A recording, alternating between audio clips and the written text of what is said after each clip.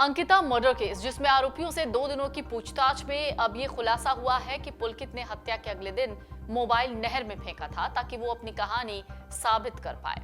Police के मुताबिक पुलकित ने सोची समझी प्लानिंग के तहत अंकिता की हत्या की। उसने 18 सितंबर को नहर में धक्का देकर अंकिता की हत्या को हादसा दिखाने के लिए मोबाइल को आधार बनाया। एसआईटी के साथ पुलिस की टेक्निकल एक्सपर्ट की टीम ने भी उससे पूछताछ की, जिस दौरान पुलकित टूट गया। पुलकित ने कहा कि अंकिता की हत्या करने के बाद जब वो वापस आया तो हत्या को हादसा दिखाने के लिए उसने पूरी प्लानिंग की। उसने मोबाइल अगले दिन नहर में फेंक दिया। यही वजह है कि उसके मोबाइल पर 19 सितंबर को भी घंटी जा रही थी। पुलिस के मुताबिक पुलकित को इस बात की जानकारी भी थी कि जांच हुई तो वो सीसीटीवी फुटेज में आ जाएगा, इसलिए उसने मोबाइल को उसी जगह पर फेंकने के लिए दूसरा रास्ता चुना। वो जंगल के रास्ते नहर तक पहुंचा, वहां मोबाइल फेंक दिया, मगर ये जगह भी उसी टावर लोकेशन में थी जिसमें घटनास्थल है। दूसरी ओर मामले की जांच कर रही एसआईटी अब वनंतरा रिजॉर्ट के उन वीआईपी मेहमानों को तलाश कर रही है जिन पर स्पेशल सर्विस लेने का आरोप है। इसके लिए एसआईटी साइबर सेल की मदद ले रही है। उत्तरकाशी, पौड़ी, श्रीनगर सहित कई शहरों में बंद सफल होने की खबर है। देहरादून और हल्द्वानी में बंद का असर आंशिक रहा। देहरादून में गांधी पार्क, पलटन बाजार, घंटाघर चौक और बाकी जगहों पर प्रदर्शन हुए। कांग्रेस उत्तराखंड, क्रांति दल, सीपीआई सहित अन्य सामाजिक संगठनों में महिला मंच, आंदोलनकारी मंच, व्यापारिक संगठन सब ने और इसके अलावा भी बहुत सारे संगठनों ने समर्थन दिया। इस दौरान गढ़वाल से लेकर कुमाऊं तक के विभिन्न स्थानों में लोग पोस्टर बैनर लेकर सड़कों पर उतरकर इंसाफ मांगते दिखे। अंकिता हत्याकांड के आरोपी पुलकित आर्या के वनंतरा रिजॉर्ट को तोड़ने का भी एक मामला है, जिस पर एक बार फिर से एक नई चर्चा, एक नई बहस ने जन्म ले लिया है।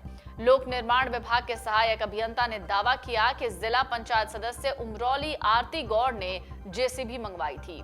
वहीं इससे पहले सामने आया था कि वनंतरा रिजॉर्ट पर बुलडोजर चलाने का आदेश जिला प्रशासन ने नहीं दिया। इसके बावजूद रिजॉर्ट पर बुलडोजर किसने चलाया, इस बात का पता लगाने के लिए डीएम ने एसडीएम यमकेश्वर को जांच के लिए निर्देश दिए। डीएम पौड़ी डॉक्टर विजय कुमार जोगदंडे ने बताया कि जिला प्रशासन ने रिजॉर्ट पर बुलडोजर चलाने का कोई आदेश नहीं दिया। सोशल मीडिया पर एक वीडियो रिजॉर्ट का सामने आया जिसमें दिख रहा है कि रिजॉर्ट पर बुलडोजर चल रहा था। डीएम का कहना था कि एसडीएम से 15 दिन में रिपोर्ट मांगी गई है। वहीं एसआईटी पहले ही रिजॉर्ट की तोड़फोड़ में साक्ष्य मिटाने के आरोपों को खारिज कर चुकी है। एसआईटी के सदस्य और एएसपी पौड़ी शेखर सुआल ने दावा किया कि पुलिस ने रिजॉर्ट और अंकिता के कमरों से मिले सभी साक्ष्यों को मुकदमा हस्तांतरित होने के अगले दिन ही जुटाकर सुरक्षित रख लिया। उन्होंने कहा कि मीडिया और बाकी माध्यमों से सामने आने वाले तथ्यों को देखते हुए टीम दोबारा रिजॉर्ट में जांच के लिए पहुंची थी। यह भी कहा गया कि मामले से जुड़े सभी अहम साक्ष्य पुलिस के पास सुरक्षित हैं। एक बार फिर से मोबाइल को नहर में फेंकने की बात करते हैं। झगड़े में अंकिता ने पुलकित का मोबाइल फेंक दिया था। इसके बाद उसने अंकिता को नहर में धक्का दे दिया। पुलकित की ये कहानी पुलिस के टेक्निकल एक्सपर्ट के आगे फेल हो गई। एक्सपर्ट ने पाया कि उसका मोबाइल अगले दिन स्विच ऑफ था। सूत्रों के मुताबिक पुलकित ने पुलिस को बताया कि उसने हत्या के अगले दिन मोबाइल नहर में फेंका ताकि अपनी कहानी साबित कर सके। पुलिस 2 दिनों से पुलकित और उसके दोस्तों से पूछताछ कर रही है। आधिकारिक सूत्रों के मुताबिक अब साफ हो रहा है कि पुलकित ने सोची समझी प्लानिंग के तहत अंकिता की हत्या की। 18 सितंबर को नहर में धक्का देकर अंकिता की हत्या को उसने दुर्घटना बताने की कोशिश की और मोबाइल को आधार बनाया था, मगर पुलिस के टेक्निकल एक्सपर्ट की जांच में पता चल गया कि उसका मोबाइल अगले दिन दोपहर में बंद हुआ।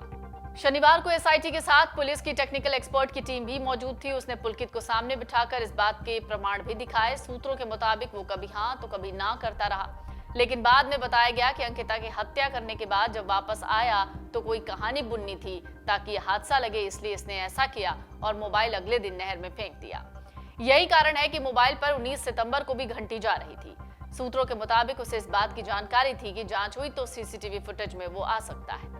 वो मोबाइल को उसी स्थान पर फेंकना चाहता था जहां अंकिता को धक्का दिया। सीसीटीवी से बचने के लिए उसने दूसरा रास्ता चुना था, मगर बिना सीसीटीवी में आए वो इस जगह पर नहीं जा सकता था। ऐसे में वो जंगल के रास्ते नहर तक पहुंचा और वहां मोबाइल फेंक दिया, मगर ये स्थान भी उसी टावर लोकेशन में था जहां इस पूरी वारदात को अंजाम दिया गया।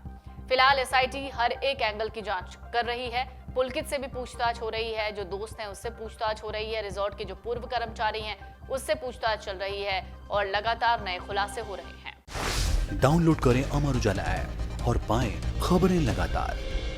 अगर आप ये वीडियो YouTube पर देख रहे हैं तो हमारे चैनल को सब्सक्राइब करें और बेल आइकन को दबाना ना भूलें। अगर आप Facebook पर ये वीडियो देख रहे हैं तो हमारे पेज को लाइक करें।